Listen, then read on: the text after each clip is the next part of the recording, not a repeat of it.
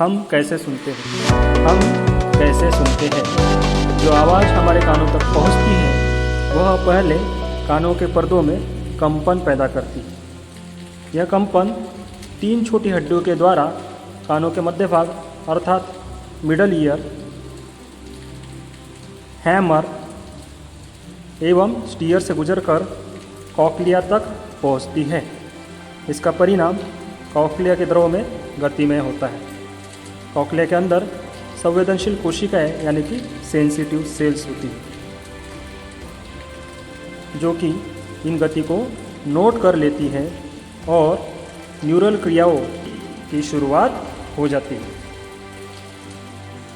ये एक्टिविटीज़ के द्वारा ही ऑडिटरी नर्व के द्वारा ये सेंसेशंस दिमाग तक पहुंचाए जाते हैं।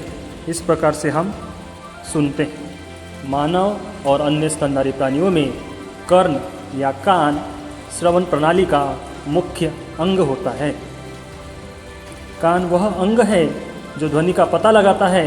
यह न केवल ध्वनि के लिए एक ग्राहक यानी कि रिसीवर के रूप में कार्य करता है, अपितु शरीर के संतुलन और स्थिति के बोध में भी एक प्रमुख भूमिका निभाता है। The year is an important organ of human body. We hear sounds because of our ear. कान यह मानव का महत्वपूर्ण अंग है। कान से हम ध्वनि यानी कि साउंड सुनते हैं। When sound waves fall on the eardrum, it vibrates. These vibrations are converted into electrical signals. ध्वनि तरंग कानों तक आने पर कान का पर्दा यानी कि ईयरडम, जिसे हम ईयरड्रम कहते हैं, वह कंपित होता है यानी कि वाइब्रेट होता है। इन वाइब्रेशंस का विद्युत तरंग यानी कि इलेक्ट्रिक सिग्नल्स में रूपांतरण होता है। These electrical signals are then transferred to the brain.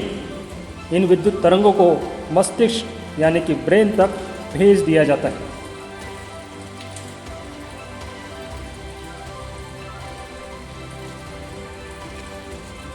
The ear can be divided into 3 parts: outer ear, middle ear and inner ear.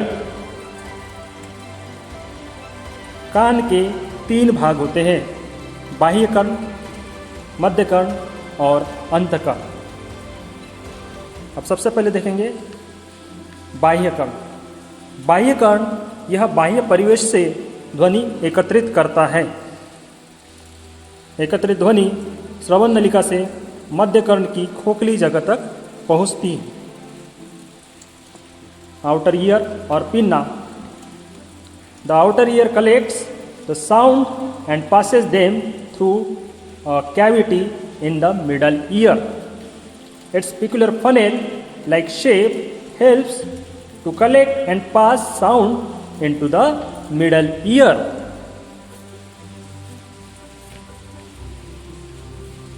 Then, what is middle ear? This middle ear is a thin membrane in the cavity of the middle ear called eardrum. When a compression in a sound wave reaches the eardrum, the pressure outside it increases and it gets pushed inwards. The opposite happens when rarefaction reaches there. The pressure outside decreases and the membrane gets pulled outwards. Thus, sound waves cause vibrations of the membrane. यानी कि मध्य कर्ण की खोखली जगह में एक पतला पर्दा, झिल्ली जैसा, जिसे हम ईयरड्रम कहते हैं, जब माध्यम के वाइब्रेशंस ईयरड्रम तक पहुंचते हैं तो झिल्ली के बाहर की ओर लगने वाला दबाव बढ़ जाता है और ईयरड्रम को अंदर की ओर दबाता है। इस प्रकार विरलन यानी कि रेयरफेक्शन के पहुंचने पर झिल्ली यानी कि ईयरड्रम के बाहर की ओर लगने वाला दबाव कम हो जाता है और ईयरड्रम बाहर की ओर गति करता है। इस प्रकार ध्वनि तरंग के कारण ईयरड्रम में कंपन होने लगते हैं। अब इसके बाद देखेंगे inner ear. Here the auditory nerve connects the inner ear to the brain. The inner ear has a structure resembling the shell of a snail. It is called cochlea. The cochlea receives the vibrations coming from the membrane and converts them into electrical signals which are sent to the brain through the nerve. The brain analyzes these signals. Here the brain analyzes these signals. यानी कि श्रवण तंत्रिका अंतकर्ण को मस्तिष्क से जोड़ती है। अंतकर्ण में घोंगे के शंख की तरह चक्राकार कर्णावर्त होता है। ईयर ड्रम से आने वाले कंपन कर्णावर्त द्वारा स्वीकार किए जाते हैं तथा उन्हें विद्युत तरंगों में परिवर्तित कर दिया जाता है। इन विद्युत तरंगों को श्रवण तंत्रिका द्वारा मस्तिष्क तक भेज दिया जाता है और मस्तिष्क इनकी ध्वनि के रूप में व्याख्या करता है। मस्तिष्क इनकी ध्वनि के रूप में व्याख्या करता है और इस तरह से हम सुन पाते हैं। हमेशा ध्यान में रखिए, हमेशा ध्यान में रखिए कि कान एक महत्वपूर्ण अंग है। कान को स्वच्छ करने के लिए कान में लकड़ी या नुकीली वस्तु नहीं डालना चाहिए और ईयरफोन की सहायता से ऊंची आवाज़ में गाने हमें नहीं सुनने चाहिए। इसके चलते कान के पर्दे को गंभीर क्षति पहुंचने की आशंका बनी रहती है। Always remember, the ear is an important sensory organ. Sticks or other pointed objects should never be inserted into the ear for cleaning it. Also, one should not hear very loud music using earphones. It may cause grave injury to the eardrum. It may cause a great injury, a major injury to the eardrum.